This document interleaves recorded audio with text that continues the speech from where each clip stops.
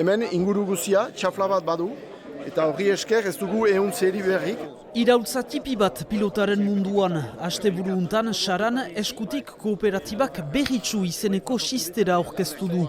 Elkarlanean aritu Euskal Herriko hainbat enpresekin tresna berria sortzea lortu du, batez ere merkeagoa.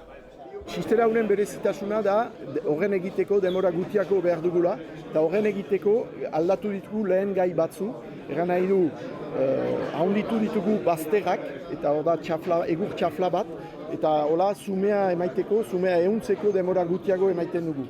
Eta horri esker, 25 orenetik pasatzen gira 10 orenetara. Horri esker prezioa ere beiti heldu da. Kooperatibak urte bat eterdi pasadu prototipo unen sortzeko, pilotari batzuei aldi oro saiatzera emanez.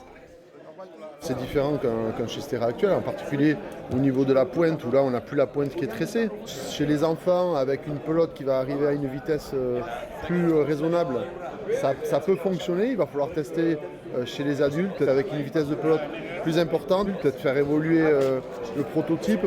Gaur egun pilota elkarteak gero eta zailtasun gehiago dituzte xisterak eskuratzeko edo erosteko.